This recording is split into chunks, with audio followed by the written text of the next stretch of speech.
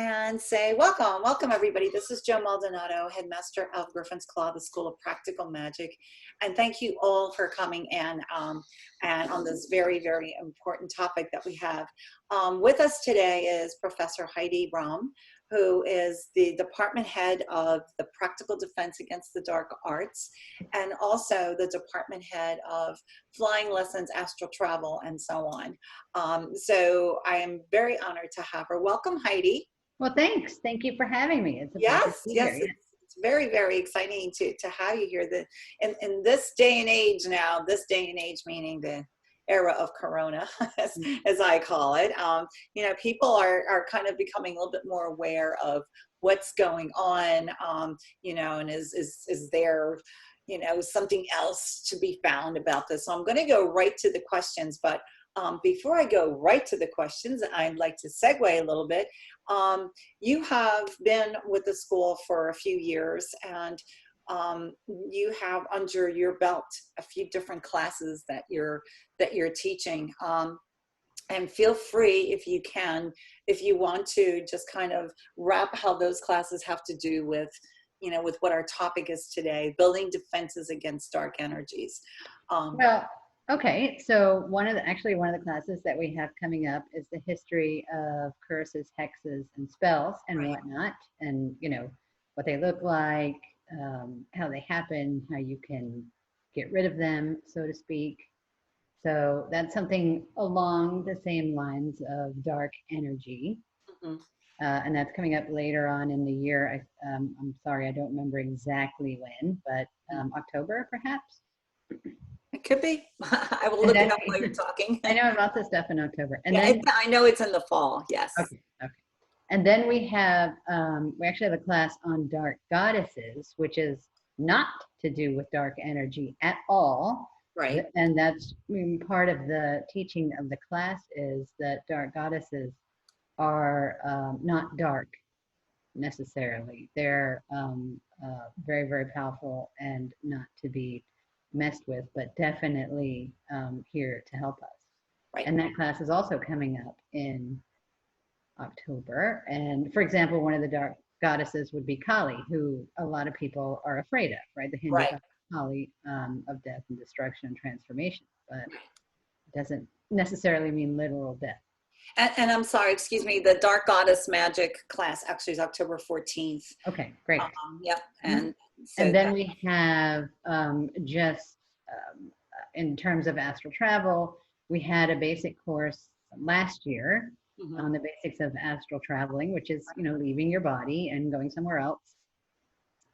And later on in this year, we will have another course of doing the same thing, but you will determine in advance where you would like to go, and then I will help you get there. So I will help you get out of your body and help you go to the location that you determine for yourself in advance. So, and that other class that we had last year actually is available as a recorded class. Okay, that's great. And that actually is highly recommended in case you've never astral traveled before, and you want to get a feel for it. That would be a good way to do it, right? So definitely recommend that. So there's a number of things in both departments, actually. We don't need to go through all of them, but, you know, feel free, everybody that's on with us and listening today, to go ahead and if you click on to Practical Defense Against Dark Arts and you click on that course, all the classes will come up underneath that. Yeah, there's a bunch of other classes. These are just the ones that I'm teaching, but there's a lot of great stuff happening online and later on this year, for sure. I'll definitely be in some of the other classes. So I want to get to the questions because I know everybody is interested, and I'd like to explain to everybody that on the bottom of the Zoom window, there's a little icon that says chat. So feel free, you know, you can ask your questions while we are going through this. I just typed in ask questions. So feel free to chat away and ask questions as we're going through this. So the first question, the first topic that I'd like to address is, are we living in dark times? Because I've heard that from a lot of people. I know that the group of us does not refer to it that way, but are we living, in your opinion, in dark times? So in my opinion, no. No, we're not, right? We're living in times of change. And also, in my opinion, this change is necessary. You know, if everything stays the same, everything stays the same, right? And we know that the course that we're on isn't sustainable for the long run. So change is necessary. So no, not dark times, but definitely, no, definitely times of change. Speaking of dark, hi, Yeah, speaking William. of dark. Hi, William.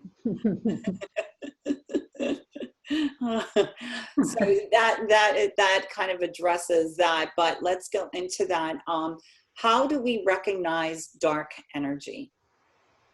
Okay, so dark energy, basically, it feels dense, it feels icky. You know, some examples of dark energy are things that we all know all about, right? Which is anger or shame or fear or guilt. If you think about those things and feel those things don't feel good, right? So dark energy in and of itself just doesn't feel good, right? It doesn't resonate. It doesn't resonate with you, with me, right? It just feels like something's wrong. So if you were like to walk into a room and stay 6 feet apart from somebody and just feel that it just didn't feel right, like your gut was telling your intuition, you just didn't feel it. We're talking more about feelings. It didn't feel good. Right. That possibly Yeah. could be dark energy. Well, it could be, or somebody maybe just had an argument with somebody else, right? You can always pick up on somebody else's energy if you tune in, right? They might be not in a good mood. Something bad could have just happened. Right. So what is dark energy then? Well, so wherever there's light, there's dark, right? So not to be vague, but dark energy is really the opposite of anything that is light, right? And light is light. Light is love, light is good, light is joy, you know, bliss, peace, all of those things. So dark energy, dark forces, dark whatever, entities, you know, whatever it is, are just, they're just not light. I mean, I know that that's not super technical, but you know, that's really the bottom line. So you have to know what light is and what it feels like in order not to feel that. So is it a feeling of good and bad? Was it that simple? Well, good and bad, right, is subjective. Yeah, but definitely, yeah, I mean, trust your feelings, right? If it feels icky or it feels heavy or it feels dark, you know, or you just have a knowing that, you know, there's something wrong with this. I remember, you know, one time I received a gift from my mom and it was new. It's not like it was a used thing from somebody else, right? I received this gift and it was a floor length mirror on a stand and I couldn't stand it and I didn't know why. I'm like, no, no, no, no. There's something wrong with this thing. It needs to be cleaned. I just knew. It was just a knowing, right? You don't want to be around the thing if it's an object. You don't like the thing, right? If it's a person, you don't want to be around the person. Yeah. So if you were to walk into a home, for example, and you were buying a home, what kind of feelings would you have if there were dark energy present? Okay, so if it wasn't anything above neutral, right? Lots of times you walk into a house and you're just like, oh, it's nice, you know. Right. But for me personally, I just get the feeling of nope. You know, if I'm looking to buy a home and I walk into a home and I just get the feeling of nope, I don't want to live here, right? That's a good indication that there's something dark floating around. Or you could actually, you know, sometimes see maybe the lights burn out constantly in a particular room, or you know, something smells funky in a particular room, or it's super cold in one area of a room, right? Not that these necessarily are going to be dark or bad, but could be indications that there's something else in there with you. Have you experienced dark energy?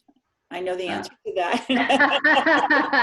Okay, so I'm not going to lie. So yes, yes, I have. And could you, explain one of those? Okay. Well, in one particular case, it felt like all I can say is it felt like somebody was energetically picking on me, right? There was no human that was picking on me, but I felt like I was being energetically picked on, and I didn't like it. And then I'm like, well, this is definitely not, this is not a guardian angel floating Right. around here, Right. keeping me company. No. So yeah, I definitely knew that there was something going on. And how did you address that? In that particular case, before I finally got the right solution, the right solution for that was an Epsom salt bath. And for good measure, in the Epsom salt bath, I put an amethyst crystal, and I think I put frankincense essential oil, and maybe some dried rose petals. I wasn't leaving anything to chance. I was throwing the whole thing at it. Right. Right. So. And I know there's a lot of different things that people can do. Like if you run into dark energies and there's something that's askew, in that moment or in that time frame. And you mentioned Epsom salts and, and crystals and rose petals and some frankincense. And I think that that's all great, but can you just talk a little bit about how the intention and the wording and your mindset, how that plays in with these things that you used, for your bath or for whatever you use to kind of get rid of that? Sure. Does it, and also, does it go beyond that? Does it go beyond if something unlight or dark is going on in your life? Does it involve more than just crystals and frankincense and Epsom salt or salt? Well, that was that particular example, right? Now you can also you can call in an archangel, right? You can call in Jesus. You can call in the deity of your choice. The key thing is that you believe that it is going to work, that it is going to work, and your intention is, hey, whoever you are, whatever this is not welcome here anymore, right? No more. No, you don't have to go home, but you have to go somewhere else, right? If you can send it back to the light, great, because sometimes, they're confused, they don't know. Sending them to the light is a good thing to do. And you could just do that with your intention too. Did I answer the question? Yes. Okay. I am just typing in. If anybody has any questions, feel free to. Does anyone have any? Is what I posted, and then I hit send. So if anybody has any experiences or questions with anything specific that you have experienced with dark energy, or you have a situation that you would like to address, feel free to type into the chat there. You can. I mean, it's not if you don't. It's not like, oh, I have to go submerge myself in an Epsom salt bath. Right. You don't have to. Right. You can use Epsom salts in the shower. You can make an Epsom salt spray. You can use Florida water if you like that sort of thing. Well, some people not crazy about the way it smells, but I've gotten quite used to it. Right? You can sage. We've all heard of saging. Sage your home, sage yourself. With the intention of clearing your property. You had to have the intention that this is what you're doing. And you have to have the belief that it is going to work. Right. There's no particular specific, like, oh no, you exactly have to say these words. No, don't worry about that, right? It is your intention and it is your belief and the strength of this intention and this belief, because darkness feeds on weakness. Right. Yes. So if you are not strong in your intention and not strong in your belief, then call in someone to help you be strong in your belief. Such as an archangel or a deity. Such as an archangel. Yeah. Yeah. And I think, that kind of ties into this whole Corona-based dark energy era thing that people, they're in such fear, and whether that's a media thing, or, you know, their neighbors or their family. They're in such huge fear that fear kind of propagates all of this. And I would think the darkness would feed off of the fear. Is that correct? Exactly. Well, that is true. That is exactly true, right? Fear will definitely make you weak, right? It will physically make you weak. It will lower your immune response. But, and one of the things, and I'm glad you brought this up, one of the things I wanted to mention was, you know, if you are glued to the news 24/7, you are being hypnotized. That's hypnosis. Yeah. That is repeating the same negative affirmations over and over and over again, right? If you want to watch the news, watch the news. You can, you know, find out everything you need to know probably in 5 or 10 minutes with, you know, your favorite news program and your favorite newscaster. And then otherwise disconnect yourself from that, because it's not helpful to feed into, to get sucked into, which can happen, to get sucked into that whole mass, I don't want to call it hysteria, but this mass feeling of fear. Right. And it is mass. I think, you know, one fear propagates another, and then boom, it grows. So we have several questions here. So the first one, so to eliminate dark energy, it's mainly mental question. Is it mainly mental? I don't know that I would call it mental. It's definitely the intention. So that would be the mental part, but hook into the emotion, hook into the feeling of, yes, I got this. I don't, you know, I got this. I can do this. I don't want this anymore. Right. It's the thought coupled with the feeling. Really feel the feeling of, I'm doing this. I'm ridding myself. I'm ridding my home. I'm cleaning this up. And it's got to be the two together. Yeah. And I think we sometimes forget how powerful our minds and how powerful we are. We have that, you know, it's again, it's a matter of programming ourselves to believe that we can access that power, and we do have it. Well, everything that you think or say is powerful. It's reality. It's your reality. Not for nothing. Yeah. Yeah, exactly. Next question. In your opinion, when you know you're going to be dealing with a dark energy, do you have any particular regime that you use? It depends on what the situation is, right? It's all situational. Now, you know, if I'm called in to help somebody else with a dark energy, then yeah, I have different things that I do for different situations. But I mean, for yourself, to protect yourself, if you're going to. Well, I'm a big fan of, for me personally, in my home, I'm a big fan of saging. For my own person, I'm a big fan of Epsom salt. I really am. I mean, you can't go wrong, right? It's no fuss, no muss. It doesn't make an energetic mess. It's good, right? I don't have to open a window. You know, with saging, I recommend you open a window. You know, and if you're here in Florida and it's 1,000 degrees outside, you don't necessarily want to open a window, right? Right. So, but yeah, with the Epsom salt bath or the Epsom salt shower, you're good. It gets it off of you. So those are the things that I like to do for myself. Right. And I know that somewhere in the past, I think we talked about your, you have skylights.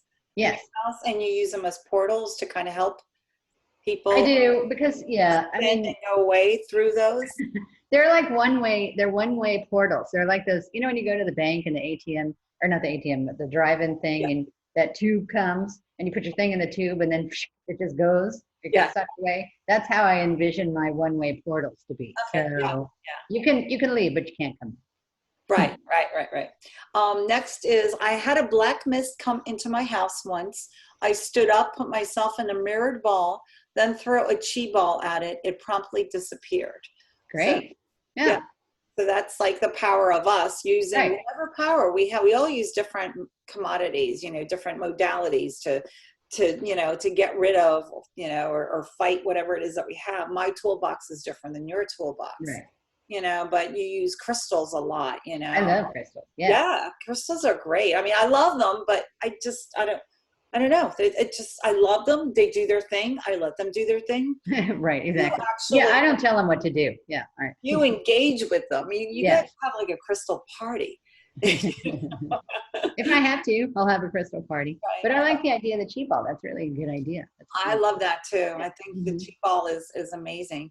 Yeah. Next question. What about heavier or darker energies where those things don't work, like, saging and things like that? Can you talk about unknown permission that is given for attachment? Are we talking, I don't know who asked the question, but are we talking about entities? Heavier or darker energies where those things don't work. Can you talk about unknown permissions given for attachment? Yes, she's saying yes, that is entities. Okay, entities. Yeah. Okay, yeah. So, one thing that you can do for entities, whoever has it, if it's you or somebody else, whatever, go to a holy place. Go to a church, go to a mosque, go to a temple, go wherever you want to go. That's a holy place. And if there's, like in the example of church, if it happens to be mass time and there happens to be communion, all the better, because that thing isn't going to be able to stand it. So it will leave.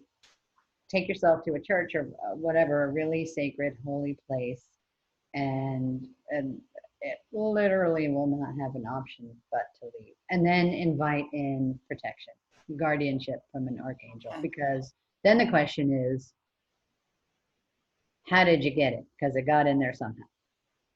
Got it. Good point. Good point.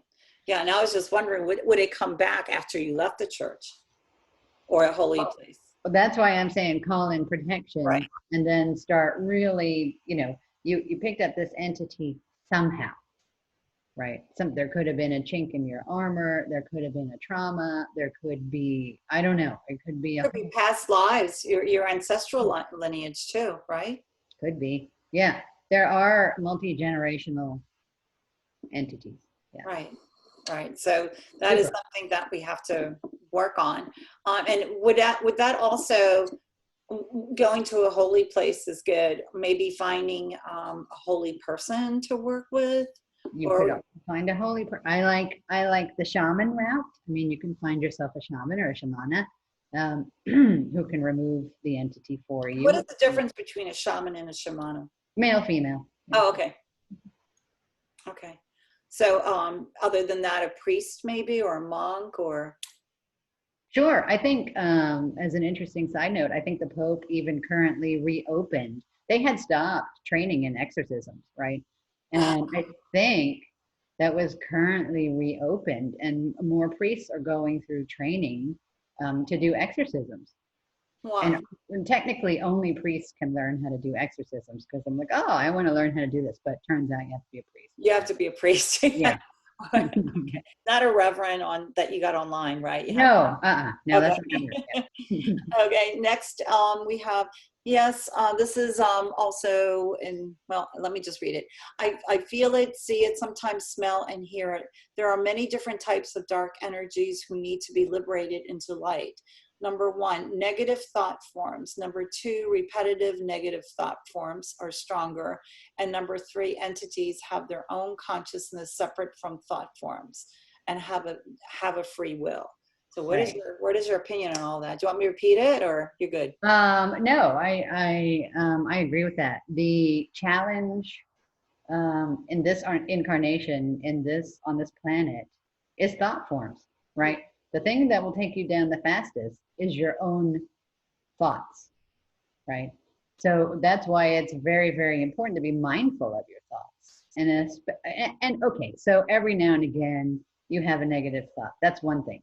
But if you catch yourself in the same negative loop, right, that's a completely different thing. And that is a powerful trap to be in. And that takes you really reprogramming yourself and reconfiguring your thoughts and clearing whatever it is you have to clear that may or may not be contributing to this negative loop to get out of it. You have to get out of it. Yeah. Because it's not why we're here, right? To have these continual Right. thought processes that just loop around in negativity all the time. That's not the point of And can you recommend something that you can do to stop that from happening, to stop that loop? Oh, sure. Well, depending on the subject matter, but one of the easiest things you can do, though this is a time-consuming thing, this is more time-consuming, is to catch yourself and immediately replace it with something positive. Okay. The polar opposite of whatever it is you were just thinking that's crappy, think of something good. Think of something good. Write it on a piece of paper. Put it where you'll see it all the time. Put it in your bathroom. Put it everywhere. Say it in your head. Make a song about it. Right? Just reprogram yourself with what you would rather be thinking. Yeah, and I know you have a background in that on reprogramming. So how long would it take you to actually get on with reprogramming and having your brain, be reprogrammed, so to speak? So you're not saying that loopy thing over. So you're not saying the loopy thing over and over again. Yeah. Well, I mean, if a person was interested in hypnosis, right, hypnotherapy, then it really shouldn't take that long at all. Now, a lot of people have a misconception that hypnotherapy is a once and done deal. Right. Not necessarily, right? It could take 2 or 3 sessions. It is a lot more expedient than talk therapy, but still, the person has to do the work and put the time in. Right. But then it is a much quicker process, and you may or may not get from your hypnotherapist or hypnotist a recording that kind of reaffirms, the stuff that you worked on. And another thing that you can do is at night while you're asleep, make yourself a little recording of positive affirmations and let it play.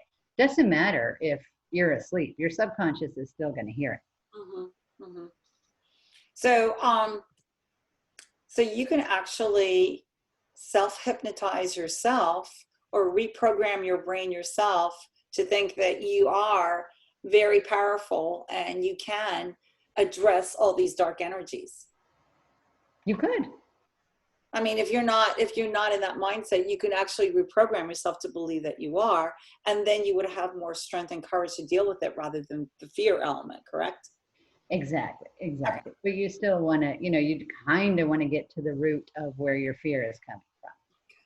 All right, we have another one here. My great-grandmother was a clairvoyant medium who spoke in tongues. She always drummed it into me. Thoughts are living things. It was just a comment. Yeah.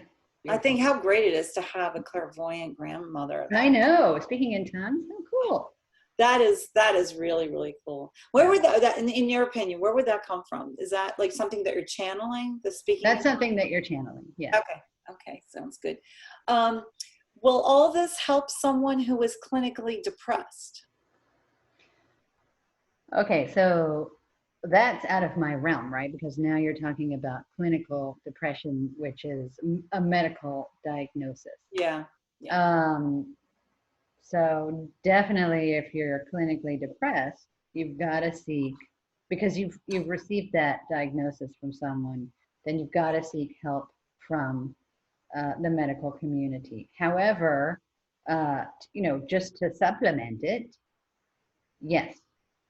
But you could also check something that was brought to my attention recently is, in our brains, we have all these chemicals, right? Dopamine, all these different neurotransmitter chemicals that could be out of whack. And that can cause, right, a negative that can cause an inclination to be a negative thinker.